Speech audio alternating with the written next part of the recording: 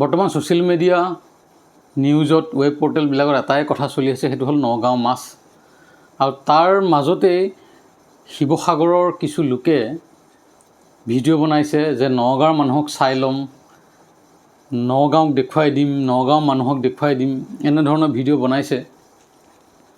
কথাটো হ'ল কি, বিষয়টো আছিলে নগাঁৱৰ পৰা মাছ, যি নগাঁও মাছ সন্থা মৎস্য যি সন্থা আছে, সেই নগাঁও মৎস্য পালন সন্থাই যে মাছ শিৱসাগৰলৈ বা উজনি অসমলৈ ৰপ্তানি বন্ধ কৰিম বুলি কৈছে বা বন্ধ কৰি দিছে। আৰু সেইকাৰণে উজনি অসমৰ বহু লোকে ভিডিঅ' বনাইছে বা বহু লোকে কৈছে যে নগাঁৱক চাই ল'ম, নগাঁও মানুহক চাই ল'ম, নগাঁও মানুহক দেখুৱাই দিম। এটা কথা ক'ব বিচাৰিছোঁ যে নগাঁও মৎস্য পালন সন্থাই নগাঁও মানুহক ৰিপ্ৰেজেণ্ট নকৰে। আমি নগাঁৱৰ সাধাৰণ জনতা আৰু আমাক নগাঁও মৎস্য পালন সন্থাই আমাক ৰিপ্ৰেজেণ্ট কৰা নাই।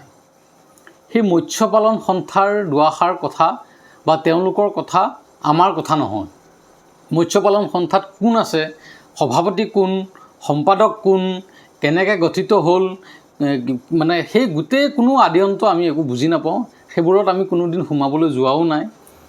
গতিকে তেওঁলোকে যিসকলে ভিডিঅ' কৰিছে বা বনাইছে, তেওঁলোকে আচলতে তেওঁলোকক টাৰ্গেট কৰক যে মৎস্য পালন সন্থাক চাই ল'ম, নগাঁও মৎস্য পালন সন্থাক আমি দেখুৱাই দিম যে আমি তেওঁলোকৰ মাছ নহ'লেও চলিব পাৰোঁ। সেইটো এটা তেনেকৈ ক'ব পাৰে, কিন্তু নগাঁও মানুহক সাঙুৰি পেলাই সেই কথাটো কোৱাৰ কাৰণে আমাৰ বেয়া লাগিছে। কাৰণ আমি উজনি অসমক, নামনি অসমক, মধ্য অসমক সকলোকে আমি ভাল পাওঁ, আমি অসমীয়া, গতিকে আমি সকলোকে ভাল পাওঁ। এই যে এনেধৰণৰ মন্তব্য কিছুমান দিয়াৰ কাৰণে আমি দুখ পাইছোঁ। কাৰণ আমি আপোনালোকক কৈছোঁ যে মৎস্য পালন সন্থাই আমাক ৰিপ্ৰেজেণ্ট নকৰে। অকল আমাকে নহয়, অসমৰ যি মুছলমান আছে বা নগাঁৱত বহুতখিনি মুছলমান সমাজ আছে, সেই মুছলমান সমাজকো তেওঁলোকে ৰিপ্ৰেজেণ্ট নকৰে। তেওঁলোকে সম্পূৰ্ণ এটা সংস্থা, সেই সংস্থাটোক ৰিপ্ৰেজেণ্ট কৰে। গতিকে আমাক তেওঁলোকে প্ৰতিনিধিত্ব কৰা নাই। আমাৰ ভাষ্য সম্পূৰ্ণ বেলেগ। আমি থলুৱা মানুহ, আমি খিলঞ্জীয়া মানুহ, গতিকে আমি সদায় খিলঞ্জীয়া হকে আমি সদায় মাত মাতি থাকিম। কিন্তু এই ধৰণৰ বক্তব্য মই ভাবোঁ আপোনালোকে নিদিব, আমি মনত দুখ পাওঁ। আমাক আপোনালোকে একো ধৰণৰ বেয়া নাপাব বা আমি আপোনালোকৰ বাবে একো বেয়া ভাবো নাই। আৰু আমি গোটেই অসমখন সদায় সকলোকে ভাল পাওঁ। নামনি অসমতো মই যাওঁ, নামনি অসমতো সকলোকে ভাল পাওঁ, উজনি অসমখনো সকলোকে ভাল পাওঁ। গতিকে আমি তেওঁলোকক ৰিপ্ৰেজেণ্ট কৰা নাই। আপোনালোকে তেনেধৰণৰ এটা মনোভাৱ নল'ব।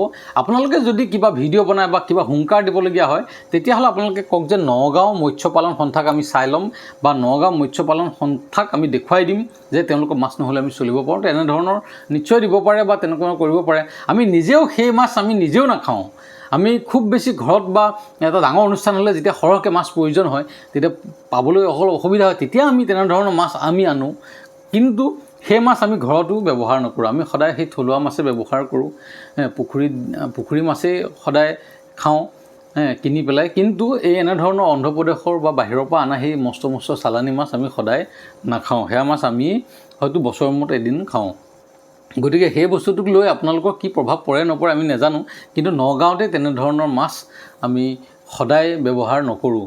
গতিকে আপোনালোকক পুনৰ আমি সেই লাজ পাইছোঁ, সেই কথাটো লাজ পাইছোঁ বুলিও কৈছোঁ। কাৰণ তেনেধৰণৰ এটা হ'ব নালাগিছিল। আৰু গোটেই বস্তুটো এটা সাম্প্ৰদায়িকলৈ গৈ আছে। আৰু সেই সাম্প্ৰদায়িকটো লাহে লাহে নামনি বা উজনি অসম, মধ্য অসমলৈ গৈ আছে। যিটো মৎস্য পালন এটা ঢিঙত এটা ইনচিডেণ্ট হ'ল, ঢিঙৰ ইনচিডেণ্টটোৰ কাৰণে যোনে কামটো কৰিলে তেওঁলোকক অলৰেডি এজন গম পাইছেই, ঢুকালেই, আৰু দুজন ধৰিবলৈ বাকী আছে। আৰু সেইখিনি সময়ত শৃংখল চলিহাদেৱ বা তেনেকুৱা ধৰণৰ কোনোবা আহি তাতে হুংকাৰ দিলে, সেইটো ভাল পাইছোঁ আমি। কাৰণ তেওঁলোকে সুদূৰ শিৱসাগৰৰ পৰা আহি ইয়াত তেওঁলোকে প্ৰতিবাদ কৰিবলগীয়া হৈছে। আমাৰ লোকেল মানুহখিনিৰ লগত তেওঁলোকে মিলিত হৈছে। লোকেল মানুহো ইমানেই তেওঁলোকে কমজুৰি হৈ আছে যে মানুহ আকৌ গোটাবলগীয়া হৈছে। গতিকে লোকেল মানুহখিনি বা যিয়ে নহওক, তেওঁলোকে আহি আমাক ছাপোৰ্ট দিছে। আৰু তেওঁলোকৰ যি হুংকাৰ, এই হুংকাৰৰ ফলতেই বৰ্তমান অলপ পজিটিভ ভাইব আহিছে। সেইটো এটা মেটাৰ আছিলে। তাৰ পৰা গৈ তাতে মিয়াৰ প্ৰৱেশ নাই তেনেকুৱা ধৰণৰ কিবা হ'ল। তাৰপিছত আকৌ মিয়া কিবা মৎস্য পালন সন্থাই ক'লে যে আমি মাছ নিদিওঁ। গোটেই পৰিৱেশটো এতিয়া লাহে লাহে এনেকুৱা হৈ গ'ল, উজনি অসম হৈ গ'ল, নামনি মধ্য অসম হৈ গ'ল। উজনি অসমৰ পৰা হুংকাৰ দিছে মধ্য অসমৰ পৰা কিছুৱে হুংকাৰ দিছে। তেনেকুৱা আচলতে নহয়, সেইটো এটা সম্পূৰ্ণ ব্যক্তিগত বস্তু।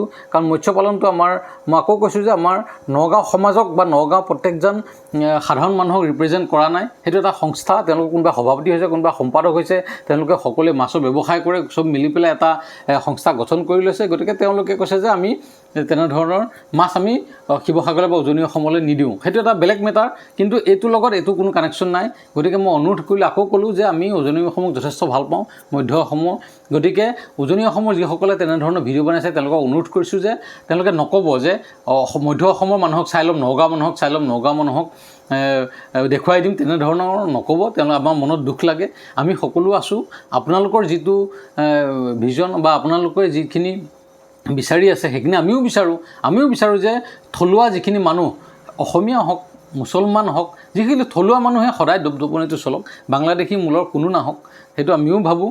গতিকে আমাৰো বহু চিনাকি মানুহ আছে যি অসমীয়া মুছলমান, সদায় তেওঁলোকে আমাৰ লগত আছে, হিন্দু মুছলিম আৰু নহ'লে মধ্য অসম, নামনি অসম, উজনি অসম এনেকুৱা টাইপৰ এটা জেগালৈ গৈছে। সেই বস্তুবিলাক এভইড কৰি যিটো মেইন যিটো তাত থাকিবলৈ সকলোকে মোৰ ফালৰ পৰা অকণমান কৈছোঁ। মই কোনো ডাঙৰ মানুহ নহয়, মই একদম সাধাৰণ মানুহ, নগাঁৱৰ সাধাৰণ মানুহ হিচাপে সেই কথাখিনি কৈছোঁ যে বস্তুটো কনভাৰ্ট হৈ গৈ আছে নেকি, সেইখিনি আপোনালোকে মন কৰিব।